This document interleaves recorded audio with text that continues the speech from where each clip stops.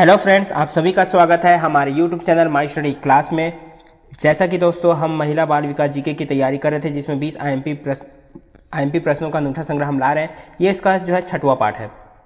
तो आइए दोस्तों वीडियो की शुरुआत करते हैं। अगर आप हमारे चैनल पर नए हो तो चैनल को सब्सक्राइब जरूर कर लेना, और दोस्तों वीडियो पसंद आए तो लाइक जरूर कर देना और अपने दोस्तों के पास शेयर जरूर कर देना। दोस्तों अगर आपने इससे पहले का जितना भी वीडियो हम बनाए उसको आप नहीं देखे हो तो हमारे चैनल का जो प्ले लिस्ट बना है आप वहाँ से जाके देख सकते हो, क्योंकि प्ले लिस्ट में आपको एक साथ सभी वीडियो मिल जाएगा, क्योंकि अलग अलग तरह के हम बाल विकास के वीडियो हम डाल रहे हैं। तो चलिए दोस्तों वीडियो की शुरुआत करते हैं आज का। तो चलिए शुरुआत कर देते हैं आज के पहले प्रश्न से। नवजात में निर्जलीकरण के मामले में ग्लूकोज के रूप में देते हैं। ठीक है साथियों, यहाँ पे पूछेगा नवजात में निर्जलीकरण के मामले में ग्लूकोज को जो है किस रूप में देते हैं। तो ऑप्शन देख लेते हैं यहाँ पे। सोडियम के अवशोषण, इनमें से कोई नहीं, ऊर्जा के स्रोत या स्वाद। तो इसका जो राइट आंसर है इनमें से कोई भी नहीं है। ठीक है साथियों, इनमें से कोई भी नहीं है इसका आंसर।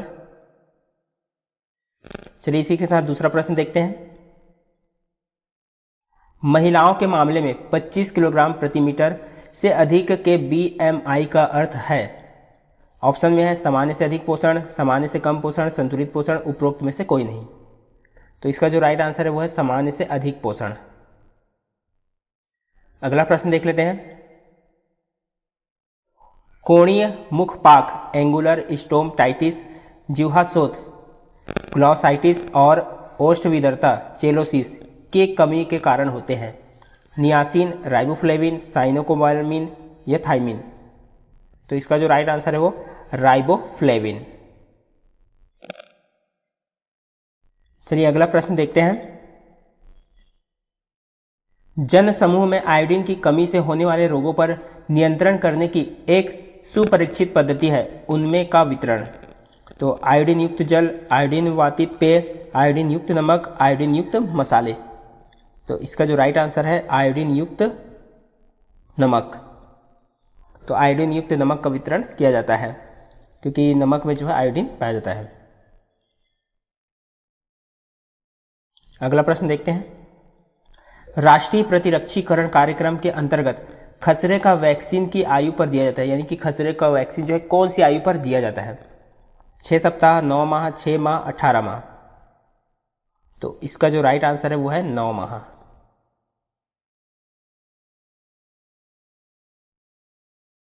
अगला प्रश्न है। खाली स्थान में सिंक परीक्षण किया जाता है।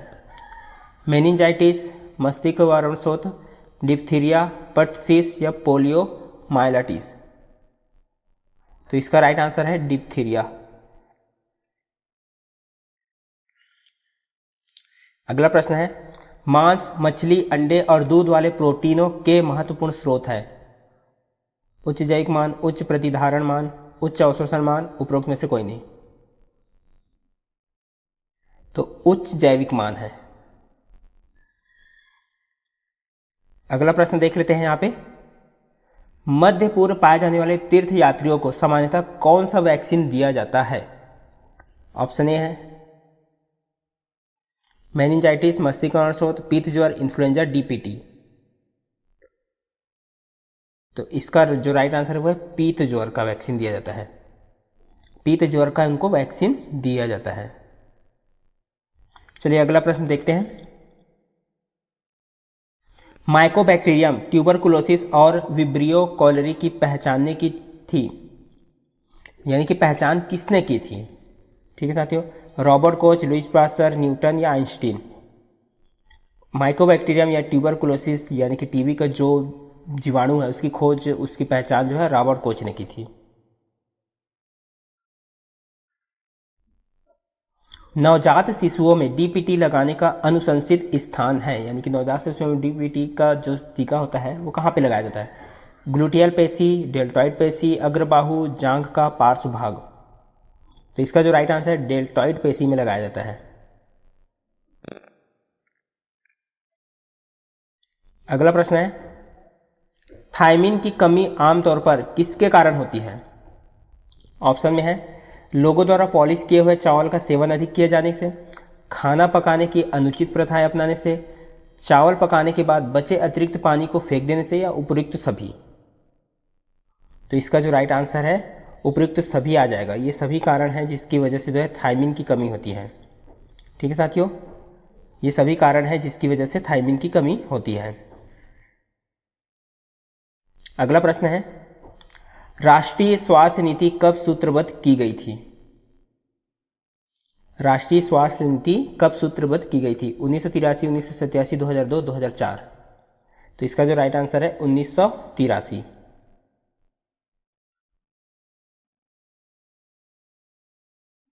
इनमें से कौन एक आवश्यक वसा अम्ल है?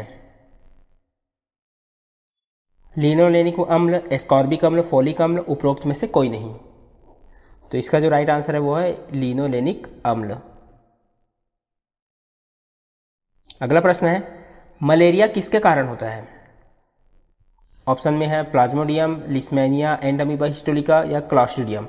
ये सभी परजीवी के नाम हैं। ठीक है साथियों, ये जो चारों ऑप्शन में वो परजीवियों के नाम हैं। तो उस परजीवी का नाम है प्लाज्मोडियम। और ये प्लाज्मोडियम परजीवी किसके थ्रू जो है हमारे बॉडी में पहुंचता है? तो ये एनाफिलीज मच्छर के कारण, फीमेल एनाफिलीज। ठीक है साथियों, फीमेल एना यानी कि मादा एनाफिलीज के मच्छर के कारण जो है ये मलेरिया होता है। और उसमें जो प्लाज्मोडियम परजीवी है उस वजह से होता है, क्योंकि फीमेल एनाफिलीज जो है प्लाज्मोडियम बैक्टीरिया को जो है इधर से उधर करता है। चलिए अगला देखते हैं, वृद्धि मंदन और पेशियों एवं अघोत्वचीय वसा का गंभीर क्षय, ये पोषण संबंधी की दो सतत विशेषताएं हैं। ऑप्शन में है मेरास्मस, पेलाग्रा, स्कर्वी, मुखपाक, स्टोमाइटिस। तो इसका जो राइट आंसर है, कौन से पोषण संबंधी दो सतत विशेषताएं हैं? तो वो है मेरास्मस। मेरास्मस पोषण संबंधी दो सतत विशेषताएं हैं। अगला प्रश्न है, कंजक्टाइवल जीरोसिस का अर्थ नेत्र श्लेष्मला यानी कि कंजक्टाइवस से है। तो ये किस वजह जो है, ये नेत्र का एक प्रकार का रोग है जिसको कंजक्टाइवा कहते हैं। तो ये किस वजह से होता है, मतलब क्या होता है इसमें? ठीक है साथियों, इसमें सूखापन, अंधता, मृदुता, कठोरता। तो आंखों में इसका क्या प्रभाव पड़ता है? तो ये सूखापन प्रभाव पड़ता है अगर ये जो है, अगर ये इस प्रकार का रोग हो जाए तो। अगला प्रश्न है, गर्भावस्था के दौरान आवश्यक अतिरिक्त प्रोटीन के लिए क्या आवश्यक होता है? मतलब किस वजह से आवश्यक होता है? गर्भावस्था के दौरान आवश्यक अतिरिक्त प्रोटीन मतलब किस चीज के लिए आवश्यक होगा? गर्भाशय की आकार वृद्धि के लिए, गर्भस्थ शिशु की तीव्र वृद्धि के लिए, उपरोक्त दोनों के लिए, उपरोक्त में से कोई नहीं। तो इसका जो राइट आंसर है उपरोक्त दोनों के लिए। चलिए अगला प्रश्न देखते हैं, प्रोटीन, वसा और कार्बोहाइड्रेट को कभी कभी कहा जाता है, क्या कहा जाता है? निकटस्थ मूल तत्व, महत्वपूर्ण मूल तत्व, प्राथमिक मूल तत्व, उपरोक्त में से कोई नहीं। तो इसका जो राइट आंसर है निकटस्थ मूल तत्व कहा जाता है, प्रॉक्सिमेट प्रिंसिपल्स, प्रोटीन, वसा और कार्बोहाइड्रेट को। अगला प्रश्न देख लेते हैं इसमें, फेफड़े को छोड़कर अन्य किसी अंग के क्षय रोग यानी कि ट्यूबरकुलोसिस से पीड़ित रोगियों को कहा जाता है, क्या कहा जाता है? यानी कि फेफड़े को छोड़कर अन्य किसी अंग में जो है वो रोग हुआ रहता है उसको क्या कहा जाता है? एक्स्ट्रा पल्मोनरी टीबी केस, फेफड़ों की टीबी, उपरोक्त दोनों, अल्कोहलिक टीबी। कौन सा टीबी कहा जाता है जो फेफड़ों के अलावा होता है? तो इसको कहा जाता है एक्स्ट्रा पल्मोनरी टीबी केस। जो फेफड़ों की जगह किसी और जगह टीबी होगा उसको एक्स्ट्रा पल्मोनरी टीबी केस कहा जाता है। अगला प्रश्न देखते हैं, आरडीए की सीमाएं क्या है? ऑप्शन में है केवल स्वस्थ व्यक्तियों हेतु अनुशंसाएं, कुपोषित, मोटापाग्रस्त या बीमार लोगों के लिए अनुशंसाएं नहीं, व्यक्तियों और उनकी पोषण संबंधी आवश्यकताओं के बीच अंतर होते हैं, या उपरोक्त सभी। तो इसका जो राइट आंसर है उपरोक्त सभी, ये तीनों होगा। यहाँ पे जो है केवल स्वस्थ व्यक्ति हेतु अनुशंसाएं रहेगा, कुपोषित, मोटापाग्रस्त, बीमार लोगों के लिए अनुशंसाएं नहीं रहेगा, और व्यक्तियों उनकी पोषण संबंधी आवश्यकताओं के बीच अंतर होते हैं। उपरोक्त सभी यहाँ पे दिया जाएगा, ये आरडीए के सीमाएं हैं। तो ये था दोस्तों हमारा जो है 20 प्रश्न आईएमपी प्रश्न जो है खत्म हो जाता है। ठीक है साथियों, हमारे वीडियो को देखने के लिए बहुत बहुत धन्यवाद। हम इसी तरह के और भी प्रश्न आपके लिए लाते रहेंगे। हमारा जो है यहाँ पे महिला पर्यवेक्षक से संबंधित एक और वीडियो जो डलता है, जिसमें हम सामान्य ज्ञान, छत्तीसगढ़ का ज्ञान और हिंदी ग्रामर जीके भी लाते हैं, तो आप उस वीडियो को भी देखिए। यहाँ पे सिर्फ बाल विकास या पोषण से संबंधित जो 80 नंबर का आने वाला है, वहाँ से ये प्रश्न इस वीडियो में आते हैं, और उस वीडियो में जो है अलग सामान्य ज्ञान, छत्तीसगढ़ ज्ञान और अदर जो है हिंदी ज्ञान है। ठीक है साथियों, तो चलिए मिलते हैं अगले वीडियो में।